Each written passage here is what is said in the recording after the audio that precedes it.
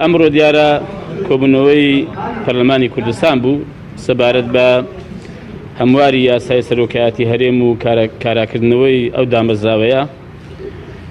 ئێمە بایکۆتی ئەم کۆبوونەوەیمان کرد، بەڵام دوای ئەوەی کە ئێمە نوقتە نیزاممان گرت و ڕخنەی خۆمان و داواکاری خۆشمان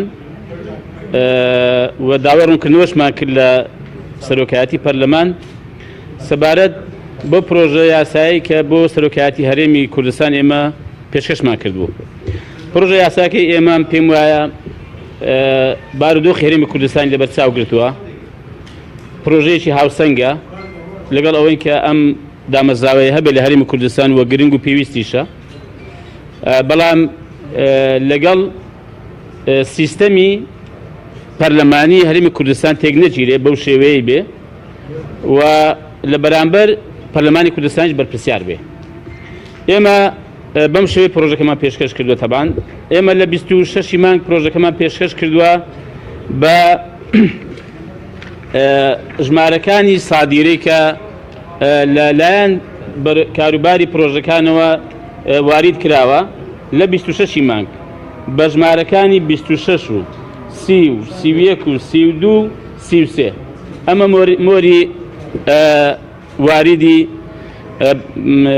بڵێن بەڕێوەبەراتی پرۆژەکانە. بەڵام ئەم پرۆژەی ئێمە پێشکەش بە لیژنەی یاسایی نەکراوە و لەلایەن لیژنەی یاسای سەرۆکایەتی هەرێم کە پێویستە بە هەماهەنگی تاوتوی بکەن نەکراوە. لە کاتێکدا ئەو پرۆژەی کە ئێستا هێنراوەتە هۆڵی پەرلەمان بە پەلە پروژە کە لە 28 مانگ پێشکەش کراوە لە لیژنەی یاسایی تاوتوێش کراوە و هێنراوەتە هۆڵی پەرلەمانیش. ئێمە بەڕاستی ڕخنەمان هەبوو لەسەر ئەم قەزیەیە و بۆیش کە داوای ڕوونکردنەوەشمان لێکردن سەرۆکایەتی پەرلەمان ڕوونکردنەوەیەکی مقنعکەری نەداوەتە ئێمە. ئەنی بیگوت با ئێمە کەم تەرخەم بووین، بیگوت با مەسەلەن لەلایەنی مەسەلەن پرۆژەکانەوە مەسەلەن نەهاتوتە دەستی ئێمە. بەڕاستی ئەو وەڵامێش مقنعکەر نەبوو.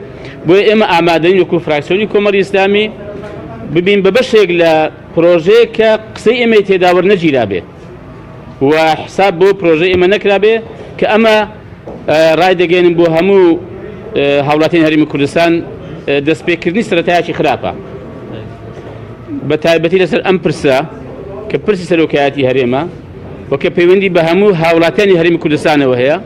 وم پێم وایە ئەوە ڕاهەندێکی نیشتیمانی هەیە، پەیوەندی بە هەموو خەڵکەوە هەیە. داوام لێکردن کە ئێمە لە سینۆ هەڵبژاردن کراوە سینۆی 2018 و لە 6/11 سوێند خراوە. ئەوە چەند مانگە ئێمە پەرلەمان تازە دەست بەکارەکانی دەکا، با چەند ڕۆژێکی ئێستاش دوا بخرێ بۆی کە ئێمە کۆدەنگێکی نیشتیمانی و هەموو لایەن و فراکسیۆنەکانی لەسەر ڕێکەوین. ئەمە بەهێزتر دەبێت بۆ هەرێمی کوردستان مؤسسەیەک دەبێت زیاتر ڕێژی دەگیرێ و تعبیر دەکات لە زۆرترین ڕابۆچوونی خەڵکی هەرێمی کوردستان. بۆیە ئێمە بەڕاستی لەم پرۆژەیەدا نین و لێشی بەرپرسیار نین و ئەم پێم وایە سەرەتایەکی باشیش نییە بۆ هەرێمی کوردستان. زۆر سپاس. ینی بەجددی ئەوە نوێنەری خەڵکن لەمە دوات پرۆژەی تریشتان دەبێت ئەگەر پرۆژەکانی ئێوە فراکسیۆنەکانی تر لە لیژنەی یاساییان لە پەرلەمانتاران ڕێی پێ نەدرا ئێوە چۆن دەتوانن ینی ئەوەی ئەو بەڵێنانەی بە خەڵک لە پەرلەمان جێبەجێ بکەن؟ پرسیاری دووەم بشنەوە ئەو پرۆژەیە ئێوە چی بەسەر ئێستا کە لیژنەی یاساییە؟ ئێمە بۆ پرسیاریەکەمە دێمە هەموو ڕێگایەکی شەرعی و قانونی دەگرینە بەر و دڵنیاش دەکەمەوە کۆمەڵی ئیسلامی لە فراکسیۆنەکەشی لە هەموو کاتێکدا لە هەموو حاڵەتێکدا لە کاتی خۆیدا هەڵوێستی خۆی دەبێت وەکو لە ڕابردوو بینیشتانە لە داهاتوش دەبینن. ئەو پرۆژەی تەواو کۆتایی پێدە دیارە پرۆژێکی ئێستا لەوێ هەیە بە واژووی 68 ئەندام وەکو باز دەکەن هێنراوەتە هۆڵی پەرلەمان و تێدەپەڕێنرێت. ئێمە ڕخنەی خۆمان ئاراستە سەرۆکایەتی هەرێم کردو و ڕەنگە خەڵکی پەرلەمان ئاراستە سەرۆکایەتی پەرلەمان کردو ڕەنگە خەڵکی هەرێمی کوردستان هەموو گوێی لە وەڵامەکانی ئەو بووبێ و گوێی لە داواکاریەکەی ئێمە و ڕخنەکەی ئێمەش بوو بێ با خەڵک حکم کە.